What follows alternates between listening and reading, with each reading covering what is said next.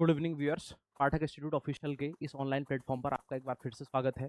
तो उत्तराखंड की जो शुरू की थी, जिसमें हम लगभग पुलिंद राजवंश तक की हम बात कर चुके थे, पर्वताकार राजवंश तक की हम बात कर चुके थे। तो बीच में थोड़ा सा ये स्टूडियो का मेंटेनेंस वर्क होने के कारण तो 8-10 दिन हमारा जो है ये क्लास का जो है रूटीन ये रुक गया। तो आज से हम फिर से इसको दोबारा शुरू करते हैं। तो आज से जो मैं एक नई सीरीज आप करके लेके ले आने वाला हूँ, ये बड़ी महत्वपूर्ण होने वाली है। आज से हम कतुरी राजवंश के बारे में पढ़ना शुरू करने वाले हैं। और कतुरी राजवंश की गौरव गाथा जो है, ये उत्तराखंड के इतिहास का सबसे प्रमुख राजवंश है। इतिहास को समझे बिना उत्तराखंड के इतिहास को समझना, हम पूर्व मध्य काल का खासकर जो उत्तराखंड का इतिहास है और मध्यकाल तक जो इतिहास चलता है, तो उस इतिहास को हम नहीं समझ सकते हैं जब तक हमको कतुरी है उसकी सही जानकारी न हो। ठीक है, तो शुरू करते हैं इसको। तो जो हमारा कतुरी राजवंश है, कतुरी राजवंश, इसके संदर्भ में एक बात मैं आपको और बताना चाहता हूँ। तो जो हमारी ये कतुरी राजवंश से संबंधित सीरीज आएगी, लगभग 3 से 4 क्लासेस हम लेंगे। और 3 से 4 क्लासेस में आप मेरा बिलीव कीजिए, ये ऐसी जानकारी मैं आपको कतुरी राजवंश के संबंध में देने वाला हूँ। उस समय की पृष्ठभूमि क्या-क्या परिस्थितियाँ उस समय थी, ये आपको सामान्यतः जो उत्तराखंड के लिए जो कंपटीशन की तैयारी बच्चे करते हैं, जो सामान्य किताबें वो पढ़ते हैं, चाहे वो अजय रावत को पढ़ते हों, यशवंत सिंह कठौज को पढ़ते हों, या कोई भी वन लाइनर टाइप की किताब कोई पढ़ते हों, तो इसमें से बहुत सारी जानकारियाँ जो मैं आपको दूँगा, ये पूरा रिसर्च ओरिएंटेड काम मैंने इसके ऊपर किया हुआ है। ये जानकारी आपको उन किताबों में कहीं नहीं मिलने वाली है। क्यों? क्योंकि उनको भी जानकारी नहीं है कि ऐसा कोई मैटर पहले पब्लिश हुआ है जिसमें इतनी सारी बातें डिटेल में डिस्कस हुई है।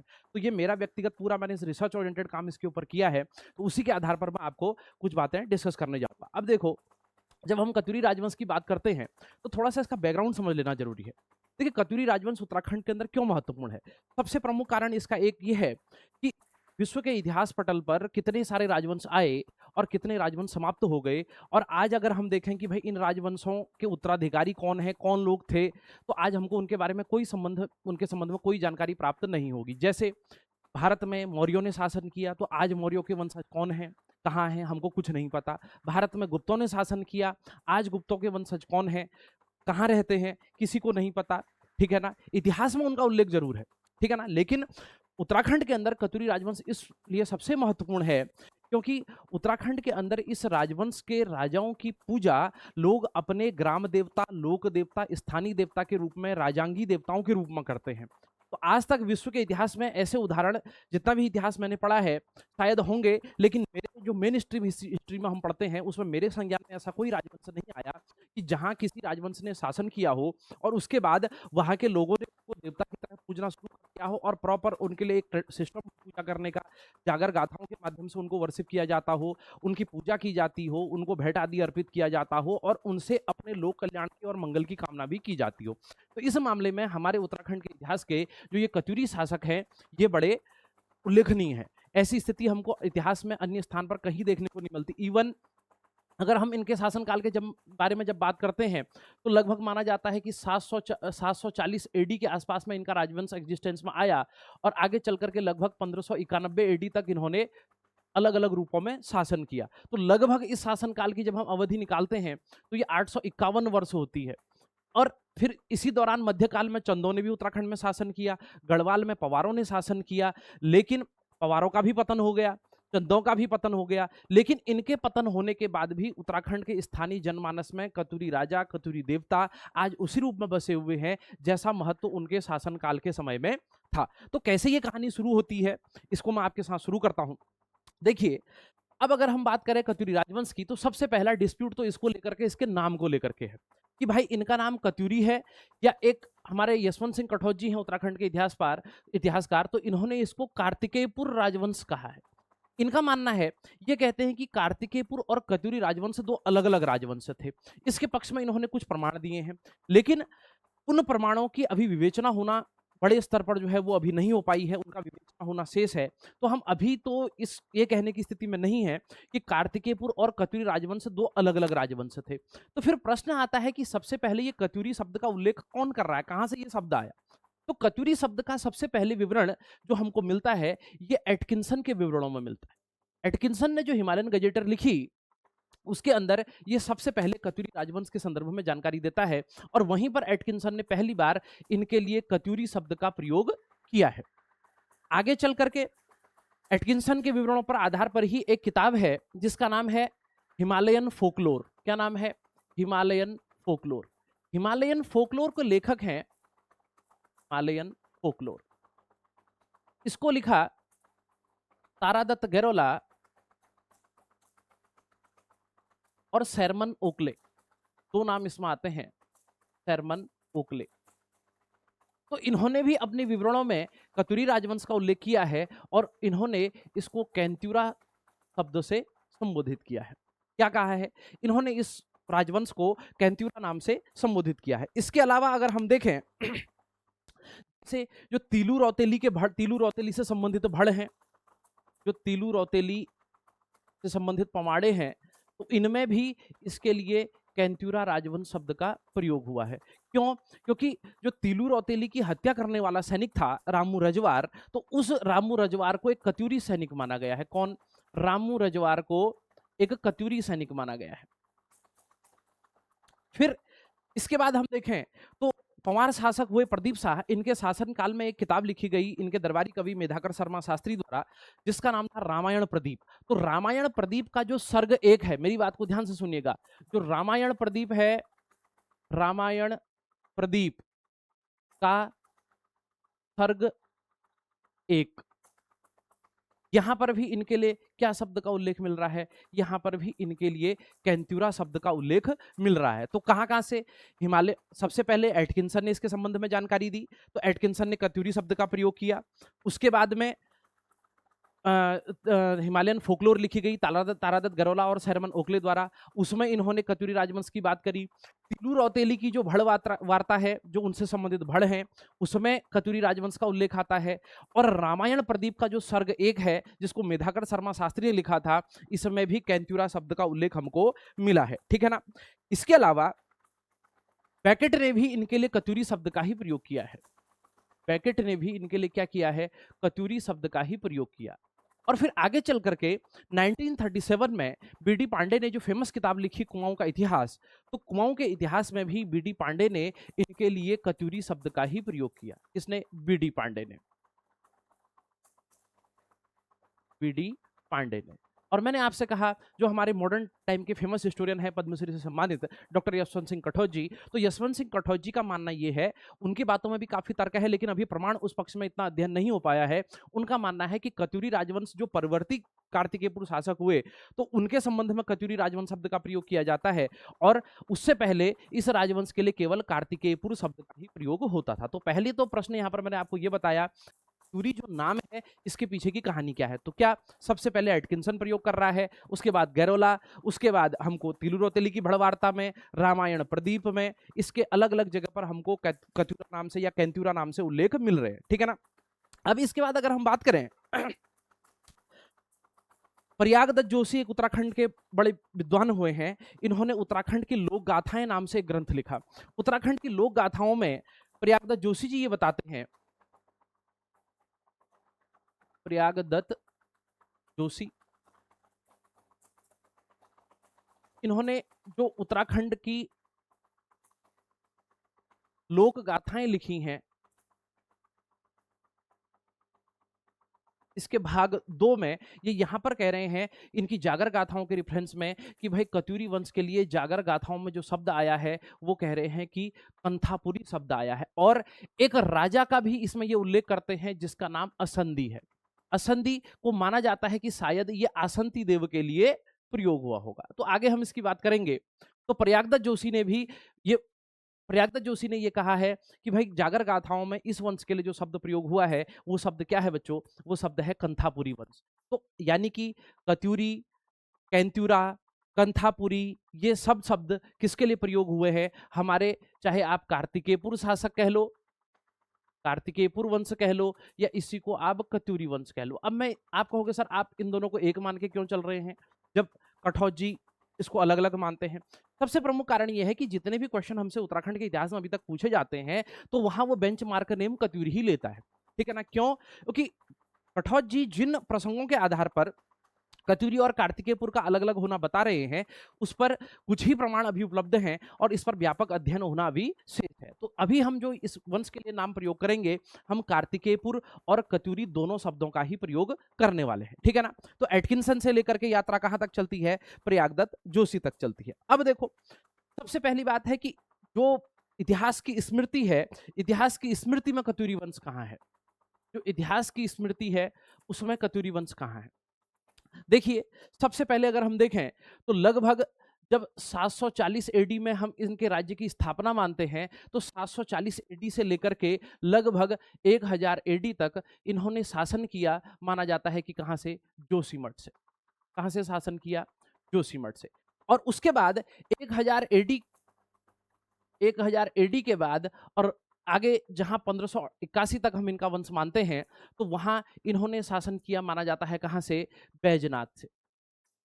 अब कुछ लोगों को इसमें फिर कंफ्यूजन की स्थिति पैदा होती है कि जो कार्तिकेयपुर शब्द का प्रयोग हुआ है, तो कार्तिकेयपुर क्या जोशीमठ है या बैजनाथ है। तो इसके संदर्भ में विद्वान ये कह रहे हैं कि जोशीमठ के लिए भी, तब तो जोशीमठ नाम था ही नहीं, तब तो योशी का नाम था उसका, जोशीमठ नाम तो बात का पड़ा हुआ है। तो तब उस समय जोशीमठ क्षेत्र के आसपास कहीं जो इनकी राजधानी रही होगी, तो उसके लिए कार्तिकेयपुर शब्द का ही प्रयोग कर रहे थे। और जब बैजनाथ राजधानी लाए, तो वहां पर कई जगह पर दो नाम हमको उल्लेख मिलते हैं, एक तो करबीरपुर और दूसरा कार्तिकेयपुर शब्द का प्रयोग किसके लिए भी होने लगा था आगे चल करके, ये बैजनाथ के लिए भी होने लगा था। और यहां पर एक शब्द का उल्लेख हमको और मिलता है, यहां पर हमको रणचूला कोट शब्द का भी प्रयोग मिलता है। क्या, रणचूला कोट। तो ये रणचूला कोट, करबीरपुर या लेटर स्टेज में कार्तिकेयपुर शब्द, ये कहां प्रयोग होने लगे थे, ये बैजनाथ के लिए प्रयोग होने लगे थे, ठीक है ना। तो ये बात आपको ध्यान रखनी है। कहां से चल रहे हैं, 740 एडी से चल रहे हैं, और 1000 एडी तक शासन कहां से कर रहे हैं, जोशीमठ से कर रहे हैं। और 11वीं शताब्दी से लेकर के लगभग 16वीं शताब्दी तक इन्होंने शासन किया है बैजनाथ से, ठीक है। अब सबसे प्रमुख बात क्या है, इस राजवंश का महत्व इसलिए बढ़ जाता है बच्चों, क्योंकि लगभग 250 वर्ष तक इस राजवंश ने जो उत्तर की ओर से जो भोट क्षेत्र से जो आक्रमण हो रहे थे, भोट क्षेत्र के आक्रमणों को रोका। सबसे महत्वपूर्ण, आगे मैं इसकी चर्चा करूंगा, आक्रमणों को रोका। क्या किया इन्होंने, जो भोट क्षेत्र से आक्रमण हो रहे थे, इन आक्रमणों को लगभग 250 वर्ष तक इन्होंने उत्तराखंड में या उत्तर भारत की तरफ फैलने से रोका। सबसे प्रमुख इनका योगदान इतिहास में एक ये है। और इसके बाद अगर हम बात करें, तो इन शासकों के संबंध में हमारे पास जो अभिलेख हैं, इनके जो अभिलेख हमको प्राप्त हुए हैं, वही इनके इतिहास के संदर्भ में जानकारी का प्रमुख साधन है। इनकी कोई मुद्रा हमको प्राप्त नहीं हुई है, लेकिन लगभग 9 अभिलेख इनके हमको प्राप्त हुए हैं, जिनकी बात मैं आगे करूंगा। ये 9 अभिलेख कौन कौन से हैं, इन 9 अभिलेखों से ही हम इनके इतिहास को जानने का प्रयास करते हैं, ठीक है ना। तो ये बात थोड़ा सा आप मोटा मोटा आइडिया रख लीजिएगा कि 740 एडी से 1000 एडी तक ये कार्तिकेयपुर या जोशीमठ से शासन कर रहे थे। और उसके बाद कहाँ, बैजनाथ इनकी राजधानी आ गई। आगे मैं बताऊंगा आपको नरसिंह देव शासक हुआ उसके समय में। और बैजनाथ के लिए कहीं कहीं पर करबीरपुर शब्द का भी प्रयोग हुआ है, कार्तिकेयपुर शब्द का भी प्रयोग हुआ है, और रणचूला कोट शब्द का भी प्रयोग हुआ है। और उपलब्धि क्या है इस वंश की, लगभग 250 वर्ष तक इसने भोट क्षेत्र से होने वाले आक्रमणों को उत्तराखंड के अंदर या उत्तर भारत के अंदर फैलने से रोका। अब इसी आगे चल करके इसी सीरीज में आपको एक जवाब मैं और दूंगा। आज तक आप किताबों में पढ़ते हैं कि परिवार इसमें शासन किए, कौन, एक वसंत देव का परिवार, एक निम्बर देव का परिवार, और एक फिर आगे चल करके सलवादित्य का परिवार। लेकिन ये परिवारों की कहानी क्या है भाई, हम इनको अलग अलग परिवार कैसे कैसे मान रहे हैं। तो इस सवाल का जवाब आप किताबों में ये तो पढ़ लेते हैं कि तीसरे वंश का संस्थापक सलवादित्य था, दूसरे वंश का संस्थापक निम्बर देव था, और पहले वंश का संस्थापक वसंत देव था। लेकिन आपको ये जानकारी जो नहीं होती है कि भाई वसंत देव को पहले परिवार में क्यों माना गया, निम्बर देव को दूसरे परिवार में क्यों माना गया, और सलवादित्य को तीसरे परिवार में क्यों माना गया। तो अगर आप ये पूरे जो 4 लेक्चर सीरीज में इसकी बनाऊंगा, 3 4 5 जितने भी लेक्चर बनेंगे, पूरा डिटेल में मैं इसको डिस्कस करूंगा, तो इसको आप सीरीज को पूरा देख लेंगे तो आपका ये सारा कंफ्यूजन दूर हो जाएगा। अब प्रश्न उठा अगली बात प्रश्न ये उठता है कि जो ये कत्यूरी शासक हैं, ये हैं कौन, ये कौन है, कहां से आए, ये कौन है, ठीक है ना। अब इस संबंध में अगर हम बात करें तो सबसे पहला मत हमारा आता है बच्चों एटकिंसन का। क्यों, क्योंकि एटकिंसन पहला व्यक्ति है जिसने इस राजवंश की चर्चा किसके रूप में करी है, कत्यूरी राजवंश के रूप में करी है। एटकिंसन ने बागेश्वर अभिलेख का रेफरेंस दिया, पांडुकेश्वर अभिलेख का रेफरेंस दिया, उन आधारों पर इसने इस राजवंश के क्रोनोलॉजी को या इसकी लिनेज को जानने का प्रयास किया। तो एटकिंसन क्या कहते हैं? एटकिंसन कहते हैं कि कश्मीर और सेंट्रल एशिया रीजन में जो एक जाति रहती थी जिसका नाम था कटोरमान। कौन? बहुत इंपॉर्टेंट शब्द है, ध्यान रखिएगा, कटोरमान। और कहते हैं कि इसी कटोरमान जाति से संबंधित थे, ये कटोरमान जाति से संबंधित थे। हालांकि आगे चल करके इस विवरण को फिर इतिहासकारों ने सही नहीं माना, लेकिन इनका मानना क्या है एटकिंसन का, कि जो कटोरमान जाति से थे और कटोरमान जाति से होने के कारण ही इनका जो नाम पड़ा वो क्या पड़ा? कत्यूरी पड़ा। और कुछ इतिहासकारों ने कहा कार्तिकेयपुर वंश इसलिए कहते हैं क्योंकि इनकी राजधानी कार्तिकेयपुर थी, तो इसलिए ये क्या हो गया? कार्तिकेयपुर राजवंश हो गया। तो इस बात का ध्यान में रखना है। एटकिंसन क्या मान रहे हैं कि भाई कटोरमान जाति से संबंधित है। अब एटकिंसन के बाद जो अगला विवरण आया वो आया बीडी पांडे जी का। बीडी पांडे जी का। तो बीडी पांडे क्या कह रहे हैं? बीडी पांडे कह रहे हैं कि जो कत्यूरी शासक हैं ये सूर्यवंशी क्षत्रिय हैं। ध्यान से सुनिएगा, क्या है? सूर्यवंशी क्षत्रिय हैं। और ये कहां से आए हैं? ये अयोध्या से आए हैं। कहां से आए हैं? अयोध्या से आए हैं। और इस संदर्भ में वो कहते हैं कि जो पहले कत्यूरी शासक हुए हैं, तो इन्होंने संस्थापक, इनकी जो बीडी पांडे जी जिसकी बात कर रहे हैं, इनके हिसाब से जो पहला राजा है, ये कहते हैं कि पहला राजा कत्यूरी शासकों का जो पहला कत्यूरी शासक हुआ ये शालीवाहन देव था। कौन था? शालीवाहन देव। और शालीवाहन देव को इस राजवंश का संस्थापक ये मानते हैं और कहते हैं कि शालीवाहन देव सूर्यवंशी क्षत्रिय थे और ये अयोध्या से आए। लेकिन बेसिकली बीडी पांडे जी के साथ एक समस्या यहाँ पर ये होती है कि ये जितना पहले आना इनका बताते हैं उतना इनके संदर्भ में कोई ऐतिहासिक प्रमाण नहीं है। तो वो लिख रहे हैं कि लगभग 1500-2000 साल पहले शालीवाहन देव कहाँ से? अयोध्या से आए और ये सूर्यवंशी क्षत्रिय थे। इन्होंने ही उत्तराखंड में आकर के किसकी स्थापना की? कत्यूरी राजवंश की स्थापना की। अब अगला मत जो आता है, अगला मत, तीसरा जो सबसे महत्वपूर्ण मत है, ये है राहुल सांकृत्यायन। राहुल सांकृत्यायन। अब राहुल सांकृत्यायन का नाम किसी ने न सुना हो ऐसा तो शायद नहीं होगा। तो घुमक्कड़ शास्त्र सबसे प्रमुख इनकी रचना है। और राहुल सांकृत्यायन कहते हैं कि ये कत्यूरी शासक जो हैं ये शक और कुषाणों से संबंधित थे। ये क्या मानते हैं? ये कहते हैं कि शक और कुषाणों से संबंधित थे। बेसिकली राहुल सांकृत्यायन ने 2 रचनाएं उत्तराखंड के संदर्भ में लिखी हैं। एक उन्होंने लिखा गढ़वाल के लिए खंड अलग से लिखा और एक उन्होंने कुमाऊं के लिए खंड अलग से लिखा। गढ़वाल परिचय और कुमाऊं परिचय नाम से उन्होंने 2 खंड लिखे और वहां पर वो इस बात को बता रहे हैं कि भाई जो कत्यूरी शासक हैं ये किससे संबंधित हो सकते हैं? ये शक और कुषाणों से संबंधित हो सकते हैं। और साथ ही राहुल सांकृत्यायन ने एक मत और माना। इन्होंने कहा कि प्रारंभिक जो कत्यूरी शासक थे, जो प्रारंभिक कत्यूरी थे, ये बौद्ध धर्म के अनुयायी थे। इनके हिसाब से ये किसके अनुयायी थे? ये बौद्ध धर्म के अनुयायी थे। लेकिन इसके पक्ष में ऐतिहासिक प्रमाण बहुत ज्यादा हमको प्राप्त नहीं हो रहे हैं। क्यों? क्योंकि जैसे ललित सूर्यदेव का जो पांडुकेश्वर ताम्रपत्र है, तो ललित सूर्यदेव उसमें भगवती नंदा के चरणों की आराधना कर रहा है, तो इसमें कहीं भी इनका बौद्ध मत परिलक्षित नहीं होता है। हाँ, ये बात जरूर है कि इनके शासनकाल में बौद्ध धर्म उत्तराखंड में एग्जिस्टेंस में रहा होगा। इन्होंने बौद्ध धर्म को संरक्षण प्रदान किया होगा, क्योंकि बहुत सारे धर्म, इंडिया तो बहुत सारे रिलीजन का कंट्री रहा है पहले से ही, तो इसमें कोई वैमनस्य वाली बात नहीं है। फिर आगे चल करके इसमें थ्योरी आती है कि बौद्धों के मंदिर तोड़े गए, ठीक है ना। तो उसकी मैं पूरी कहानी आपको इसमें बताऊंगा कि इसमें कितना सच है कितना झूठ है। देखो, केवल अगर ये थ्योरी मान ली जाए कि बौद्धों के मंदिर इस पूर्व मध्यकाल के समय में कई जगह तोड़े गए या उनको यहाँ से हटाया गया, तो मैं आपको ये भी बताऊंगा कि तिब्बत से जब भूड शासकों ने आक्रमण किया तो इन्होंने उत्तराखंड के कई मंदिरों को इन्होंने भी लूटा। हो सकता है उसकी शुरुआत वहां से उस रूप में हुई हो। तो इसको आगे जानने का प्रयास करेंगे। तो राहुल सांकृत्यायन का मत क्या है कि ये शक और कुषाणों से संबंधित हो सकते हैं। क्यों? इसके रेफरेंस में शायद इन्होंने ये इसलिए माना क्योंकि कत्यूरियों के अंदर एक जो सूर्य उपासना की पद्धति थी, जो सूर्य पूजा की पद्धति थी, तो सूर्य उपासना की पद्धति का संबंध ये सबसे पहले कहां से जोड़ते हैं? ये शक और कुषाणों से जोड़ते हैं, ठीक है ना। क्यों? क्योंकि कत्यूरियों द्वारा जो मंदिर बनाए गए, तो आगे मैं इसका उल्लेख करूंगा, तो प्रारंभ में इनका जो राज्य है वो पश्चिम में सतलज नदी से लेकर के पूर्व में गंडकी नदी तक माना जाता है और उत्तर में हिमालयी क्षेत्र से लेकर के नीचे रोहिलखंड तक माना जाता है। तो जो सतलज का अपर राइपेरियन रीजन है, यानी कि सतलज का जो अपर बेसिन है, उसके अंदर इसकी सतलज की एक सहायक नदी है वास्पा, उसकी घाटी में कुछ मंदिर हमको प्राप्त हुए हैं और उन मंदिरों का निर्माण कत्यूरी काल में हुआ माना जाता है। ठीक है, आगे इसके बारे में फिर डिटेल में हम चर्चा करेंगे। तो एक इनका मत क्या है कि शक और कुषाणों से संबंधित हो सकते हैं। फिर एक राइटर आते हैं जिनका नाम है पावेल प्राइस। क्या नाम है?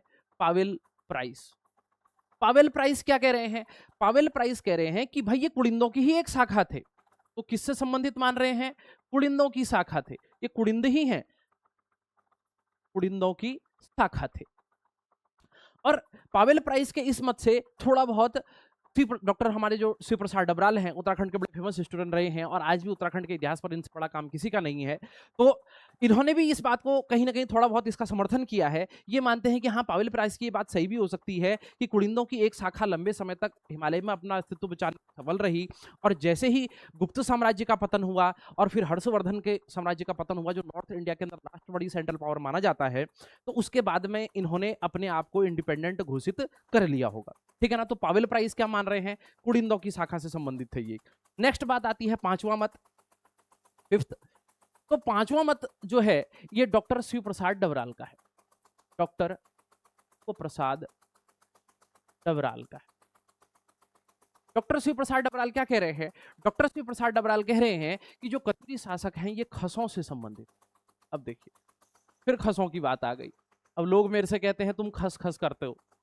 अब भैया, पिछली बार इंस्टाग्राम पे एक रील डाल दी तो उसमें लोगों ने बड़ा बवाल कर दिया कि भाई खसों और राजपूतों को लड़ाना चाह रहे हैं। अरे भैया, पढ़ लो थोड़ा सा, जाहिलियत मत फैलाओ, इतना एक आपको एडवाइस दूंगा। उत्तराखंड का इतिहास तो खसों के बिना अधूरा है भैया।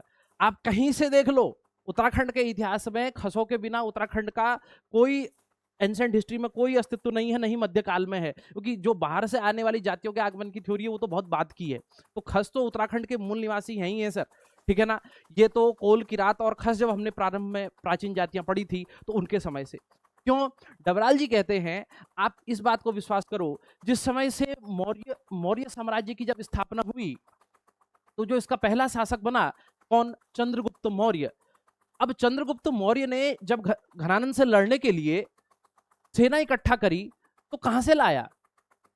सबसे पहली बात यह है, तो सबसे पहले क्या करता है वो? पंजाब इस रीजन से जीतना शुरू करता है, तब धीरे धीरे कहां बढ़ता है? मगध की तरफ को बढ़ता है। तो डबराल कहते हैं भैया, जो ये चंद्रगुप्त मौर्य के लिए मौर्य साम्राज्य की स्थापना करने में भी पहले जिन सैनिकों ने इसका साथ दिया वो सब खस ही थे, वो खस सैनिक ही थे। क्यों? क्योंकि ये मार्शल रेस थी, और मध्यकाल में भी चाहे चंद रहे हों चाहे कोई और राजा रहे हों, ये कोई भी शासक बिना यहाँ के खसों के सहयोग के शासन नहीं चला पाए।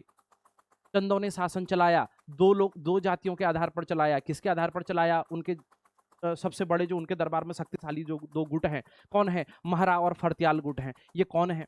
इसके अलावा जो उन्होंने 4 चौथानी, 6 घरिया, 5 थोक, इस हिसाब से उन्होंने जो शासन प्रणाली का डिसेंट्रलाइजेशन किया, तो उसमें भी जो 5 थोक, 5 बुढ़ा होते थे, उसमें भी खस जातियों को ही उन्होंने क्या दिया था? उसको रिप्रेजेंटेशन दिया था। तो इसीलिए डॉक्टर शिव प्रसाद डबराल क्या मानते हैं कि भाई जो ये कत्यूरी शासक हैं ये किससे संबंधित हैं? ये खसों से संबंधित हैं। क्यों? क्योंकि इनकी परंपरा, ट्रेडिशन, काफी सारी चीजें खसों से मिलती जुलती हैं। तो अब हमारे पास कितने मत हो गए व्यूअर्स? तो हमारे पास एक एटकिंसन का मत हो गया जो कटोरमान जाति से संबंधित मानता है। दूसरे हमारे पास बीडी पांडे जी का मत हो गया जिन्होंने शालिवाहन देव को माना है और इनको सूर्यवंशी क्षत्रिय कहा है। फिर इसके बाद हमारे पास राहुल सांकृत्यायन का मत हो गया जिन्होंने इनको शक कुषाणों से संबंधित माना है, और इनका एक मत ये भी है कि प्रारंभिक जो कत्यूरी शासक थे ये शायद बौद्ध धर्म के अनुयायी रहे होंगे। इसके बाद पावेल प्राइस का मत आता है, ये कहते हैं कि भाई कुड़िंदों की एक शाखा से संबंधित है तो उन्होंने कुड़िंदों से संबंधित माना है। और फिर अगला मत डॉक्टर शिव प्रसाद डबराल का आता है, ये कहते हैं कि खसों से संबंधित है ये, और इसके लिए 2 रेफरेंस दे रहे हैं। देखो, एक गुप्त वंश में एक शासक हुआ जिसका नाम था रामगुप्त। रामगुप्त की पत्नी थी ध्रुव स्वामिनी। अब वहां पर एक तथ्य आता है कि रामगुप्त को पराजित करके अब कहीं पर शक लिखा हुआ है, कहीं पर खस लिखा हुआ है। उसने उसकी रानी ध्रुव स्वामिनी को मांग लिया, और इसी से आहत जो चंद्रगुप्त सेकंड था, चंद्रगुप्त ने क्या किया? ध्रुव स्वामिनी का भेष बनाया और उसने पहले क्या करा? उस शक राजा या खस राजा को मारा, और उसके बाद में ध्रुव स्वामिनी को मुक्त करा करके लाया और ध्रुव स्वामिनी से अपना विवाह कर लिया। किसने? चंद्रगुप्त विक्रमादित्य, जिसको हम कहते हैं गुप्त साम्राज्य का चंद्रगुप्त सेकंड। यानी कि डबराल कहते हैं कि ये कोई हिमालयी क्षेत्र का क्या रहा होगा? ये हिमालयी क्षेत्र का ही कोई खसाधिपति रहा होगा। क्यों? क्योंकि इस यहां पर हमको प्रयाग प्रशस्ति में कृतपुर राज्य का उल्लेख मिल रहा है।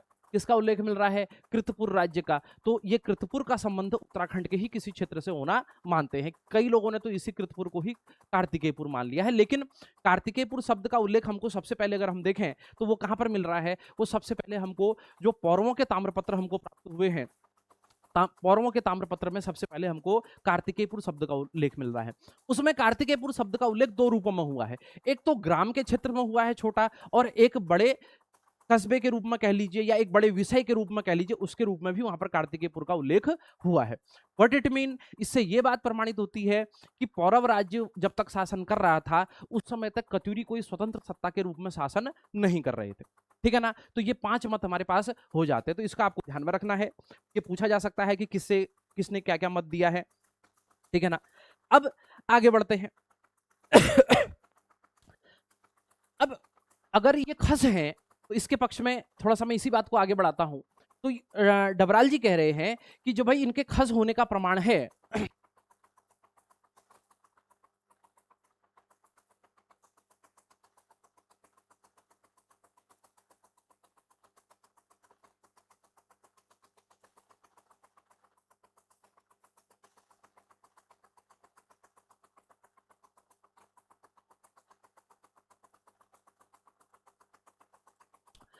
डबराल जी कहते हैं दूसरा जो इनका खस होने का प्रमाण है,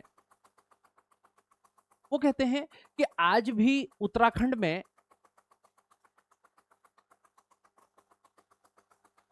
कत्यूरियों से संबंधित कई लोग निवास करते हैं। डबराल जी ने रेफरेंस दिए हैं। ये क्या कह रहे हैं? जैसे ये कहते हैं कि गढ़वाल क्षेत्र की अगर हम बात करें तो वहां पर ये कुछ कास्ट का नाम उल्लेख करते हैं। जैसे ये कहते हैं जो वहां निवास करने वाले नेगी हैं, जो बिष्ट हैं और जो रावत हैं, तो ये कहते हैं कि इनमें से ये सब अधिकांश कौन है? ये कत्यूरियों के ही वंशज है। कौन?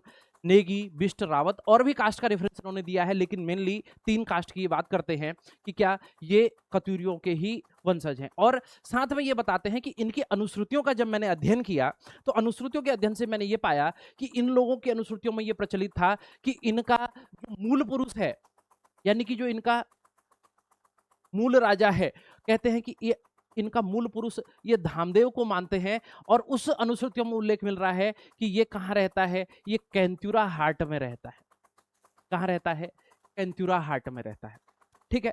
उसके बाद डबराल जी फिर कुमाऊं के कंटेक्स्ट में इसका रेफरेंस देते हैं। कुमाऊं के कंटेक्स्ट में, कुमाऊं के संबंध में, तो वो कहते हैं कि उत्तराखंड में आज भी कुमाऊं क्षेत्र में कई ऐसे लोग निवास करते हैं जो अपने सरनेम के आगे यानी कि कैंतुरा लिखते हैं। तो जो कैंतुरा जाति के लोग हैं वो कहते हैं कि वो भी इसी से संबंधित है। फिर सल्ट रीजन में निवास करने वाले मनराल, जो मनराल कास्ट है, तो वो कहते हैं कि ये भी कत्यूरियों से ही संबंधित हैं। फिर एक रजवार जाति की ये बात करते हैं, तो रजवारों में ये एक अस्कोट के रजवारों का उल्लेख करते हैं। ठीक है ना? और इधर पाली पछाऊ के रजवारों का भी उल्लेख करते हैं, जो पाली पछाऊ क्षेत्र है। तो कहते हैं कि ये पाली पछाऊ और जो अस्कोट के रजवार हैं ये भी किसके वंशज हैं? कत्यूरियों के वंशज हैं। ऐसे ही ये एक रेफरेंस और देते हैं, बागेश्वर में जो दुग नाकुरी क्षेत्र है, बागेश्वर में जो दुग नाकुरी क्षेत्र है, यहाँ एक लोग निवास करते हैं जिनका नाम है कालाकोटी। तो ये कालाकोटी जाति के लोगों को भी ये किसका वंशज मानते हैं? ये कत्यूरियों का वंशज मानते हैं। तो कहने का तात्पर्य क्या है? जब कत्यूरी साम्राज्य जब तक सेंट्रलाइज था तब तक तो ये एक ही जगह से शासन कर रहा था। आगे मैं आपको पढ़ाऊंगा कि आगे चल करके जब इनका लेटर स्टेज में इनका राज्य या इनका जो परिवार था ये अलग अलग शाखाओं में विभाजित हो गया, जिसमें से एक शाखा पाली पछाऊ में शासन करने लगी, एक शाखा जो रणचुला कोट या बैजनाथ जिसको हम कह रहे हैं वहां शासन करने लगी, एक शाखा इनकी अस्कोट चले गई, एक शाखा इनकी डोटी के अंदर शासन कर रही थी। तो वो सब ये मानते हैं कि भाई किसके? ये कत्यूरियों के ही वंशज थे। अब आगे चल करके यहाँ पर एक बड़ा इंपॉर्टेंट इनसाइट मैं आपको और दे दूं, जब उत्तराखंड में अंग्रेजों का आगमन हुआ तो भाई ये इतने लोग थे। अब प्रश्न ये था कि इसमें से कत्यूरियों का वंशज किसको माना जाए?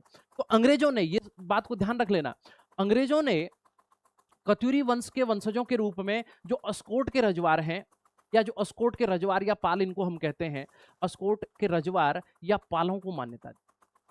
तो अंग्रेजों ने किसको माना इनका वंशज? अंग्रेजों ने कहा कि भाई अस्कोट के रजवार और पाल। देखो इनका कारण तो प्रशासनिक था।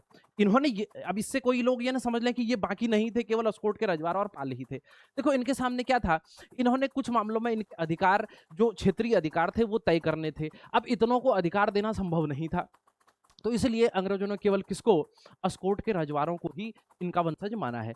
और जबकि अगर हम चंद काल की बात करें तो चंद काल में चंदों ने मंडरालों को कत्यूरियों का वंशज माना है। क्यों?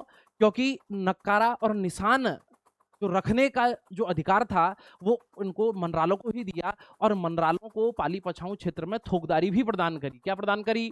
इनको यहाँ थोकदार भी बनाया।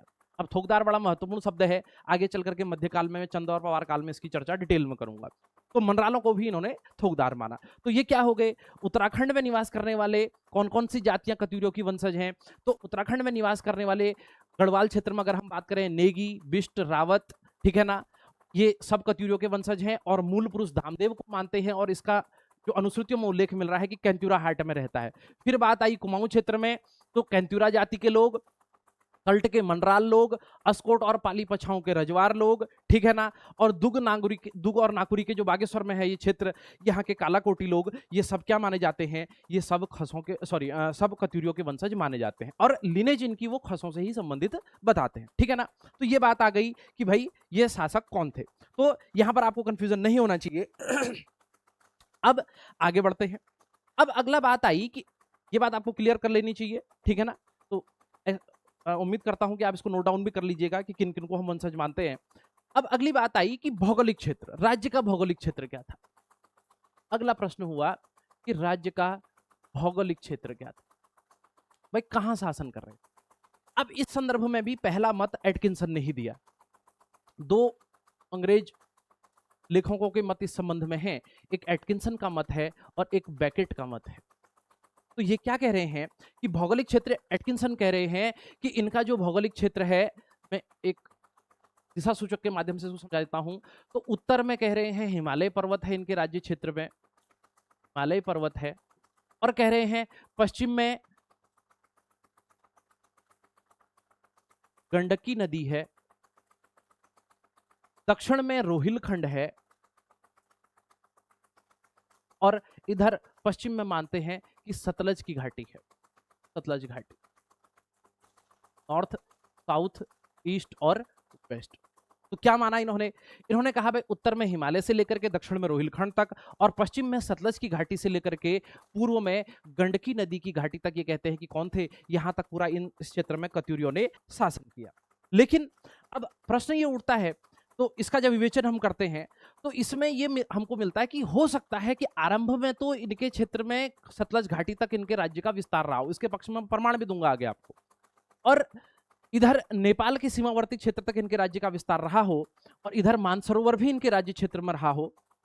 लेकिन आगे चल करके मैक्सिमम ये सतलज घाटी के जो ऊपर वाला क्षेत्र है, यहाँ पर इनका राज्य समाप्त हो गया, और केवल उत्तराखंड के ही भूभाग तक इनका राज्य बना, ठीक है ना। क्यों? क्योंकि आज के उत्तराखंड की कल्पना तो बहुत लेटर स्टेज की है।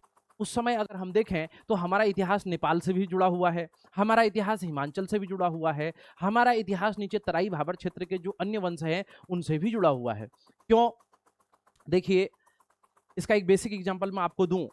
जैसे हमारा हरिद्वार में जो खानपुर क्षेत्र है, तो वहां पर एक लंढौरा के गुर्जर राजा होते थे।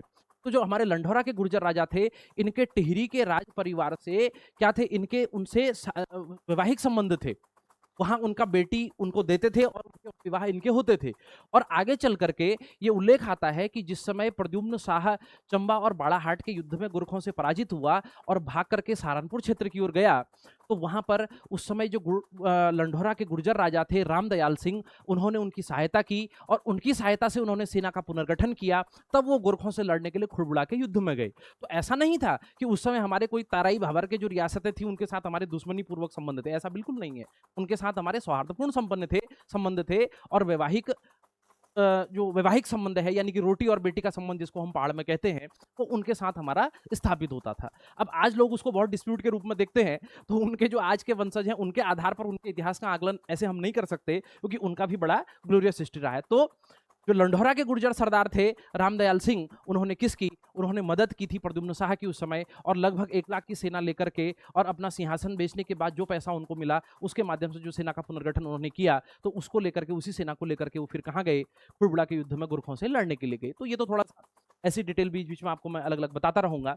तो कहने का मतलब क्या है, तो प्रारंभिक शासन कहां से कहां तक कर रहे हैं? वेस्ट वेस्ट में सतलज रिवर, पूर्व में गंडकी नदी, उत्तर में हिमालय और दक्षिण में रोहिलखंड।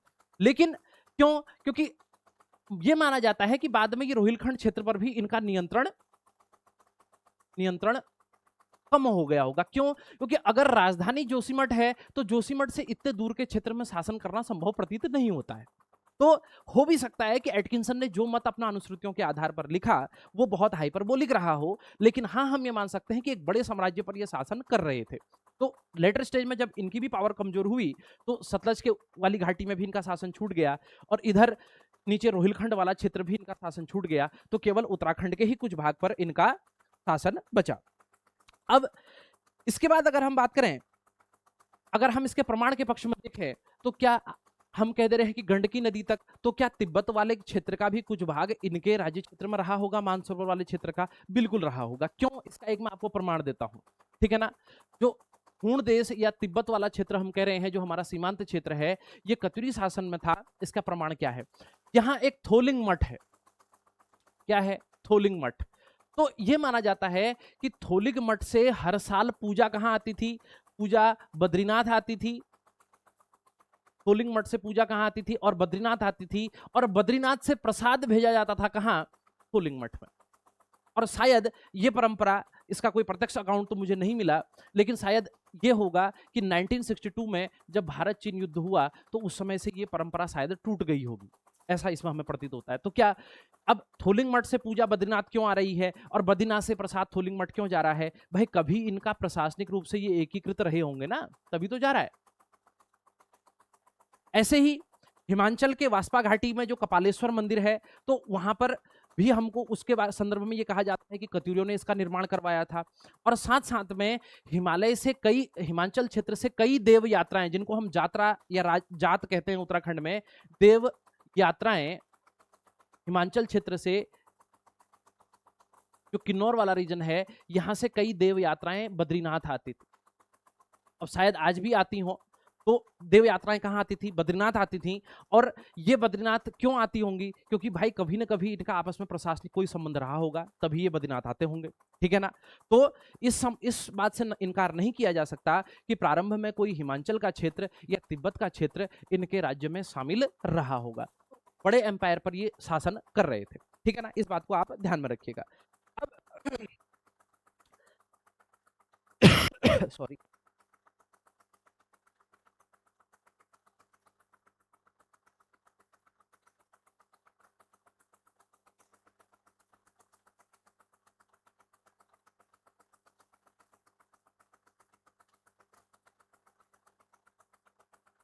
अब जिस समय कत्यूरी राजवंश का उदय हुआ उस समय की तत्कालीन परिस्थितियां क्या रही होंगी, अगली बात करते हैं हम इसमें। क्या तत्कालीन परिस्थितियां,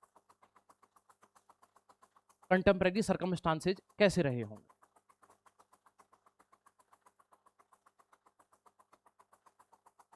तो यहां पर हमको देखने की बात है दो तरीके से। देखो, पहली चीज, जब गुप्तों का पतन हुआ, गुप्तों का जब पतन हुआ तो गुप्तों के पतन के बाद जो भी छोटे छोटे राजा या छोटे छोटे सामंत इस क्षेत्र में, सामंतवाद का उदय हो चुका है इस शासनकाल तक, वो सामंत क्या हो गए? वो सामंत स्वतंत्र हो गए। वो क्या हो गए? सामंत स्वतंत्र हो गए। फिर आगे चल करके एक मौखरी शासक हुआ सर्ववर्मा। कौन? सर्ववर्मा या सर्ववर्मन इसको कहा जाता है। तो सर्ववर्मा ने इनको एकीकृत करने का प्रयास किया और कुछ समय तक वो एकीकृत करने में इसको सफल भी रहा। इसके बाद अगला शासक जो आया वो आया हर्ष। कौन आया? हर्ष।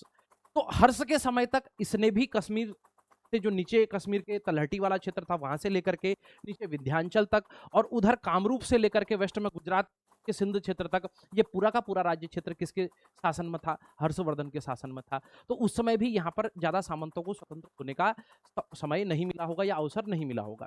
फिर आगे चल करके बात हुई, कन्नौज में एक शासक बना जिसका नाम था यशोवर्मन। कौन? यशोवर्मन। अब कन्नौज का जो शासक यशोवर्मन है, इसके संबंध में जानकारी मिलती है, इसका एक दरबारी कवि था जिसका नाम था वाकपति। वाकपति ने एक पुस्तक लिखी गौड़वहो। क्या लिखी? गौड़वहो। वाकपति की पुस्तक है गौड़वहो। इसमें ये यशोवर्मन द्वारा विजय अभियान का उल्लेख करता है। अब इतिहासकारों ने जो इसको शासनकाल इसका माना है, ये माना है कि लगभग 725 एडी से लेकर के 752 एडी के आसपास तक यशोवर्मन ने कन्नौज में रूल किया। और हर्ष के बाद हम देखें तो लास्ट पावरफुल रूलर है ये कन्नौज के अंदर। क्यों? क्योंकि इस समय उत्तर भारत के सारी प्रशासनिक शक्ति का केंद्र कन्नौज था। जैसे एंसेंट टाइम में, यानी कि मौर्यों के समय में, शुंगों के समय तक या गुप्तों के समय तक जो महत्व पाटलिपुत्र का रहा, वो आकर के हर्षवर्धन और इसके शासनकाल में किसका हो चुका था? कन्नौज का हो चुका था। तो कन्नौज से ये कहाँ के लिए निकलता है? दिग्विजय के लिए निकलता है। तो उसी में एक ये वर्णन कहता है, कौन? वाकपति क्या कह रहा है? बहुत गौर से सुनिएगा, ये रेफरेंस आपको कहीं नहीं मिलने वाले हैं। तो कहता है कि मंदराचल पर्वत, जो मंदराचल पर्वत के निवासी हैं, और क्या कितनी जबरदस्त उपमा दे रहा है, कह रहा है कि मंदराचल पर्वत के निवासी, जहां देवदार की सुगंध से जो क्षेत्र हमेशा पल्लवित होता रहता है, वहां के लोगों ने भी यशोवर्मन की अधीनता स्वीकार कर ली। क्या कह रहा है? मंदराचल पर्वत के निवासी, जहां देवदार की खुशबू से हमेशा वो क्षेत्र पल्लवित होता है, तो अब देवदार कहाँ होता है? हिमालयी क्षेत्र में होता है। और साथ साथ में अब यशोवर्मन ने यहाँ आक्रमण किया हिमालयी क्षेत्र में और यहाँ पर शासन स्थापित किया। इसका रेफरेंस कहाँ से मिल रहा है? हिमाचल के किन्नौर क्षेत्र में जो कपालेश्वर मंदिर है, कपालेश्वर मंदिर को लैंड ग्रांट करा किसने? वो भूमिदान किसने किया? यशोवर्मन। तो जब हिमाचल के किन्नौर क्षेत्र तक पहुंचा होगा, तो हो सकता है कि उस समय उत्तराखंड का क्षेत्र या यहाँ पर जो शासक उस समय छोटे मोटे शासन कर रहे होंगे, छोटे मोटे ठकुराई शासक, उन्होंने यशोवर्मन के यश से प्रभावित होकर के क्या कर लिया होगा? इसकी अधीनता स्वीकार कर ली। कोई आक्रमण का उल्लेख नहीं है, तो अधीनता कई तरीके से स्वीकार होती है। जैसे आप समुद्रगुप्त के अभियानों को पढ़िए, तो कई जगह पर जीत करके उसने राज्य छोड़ दिया, कहीं से टैक्स ले लिया, कहीं कन्या का विवाह करके या उनकी कन्या ला करके वैवाहिक संबंध स्थापित कर लिए। केवल जो अपने नाइबरिंग स्टेट थे, जिसको उत्तराफत हम कहते हैं, उन राज्यों को ही समुद्रगुप्त ने राज्य में मिलाया।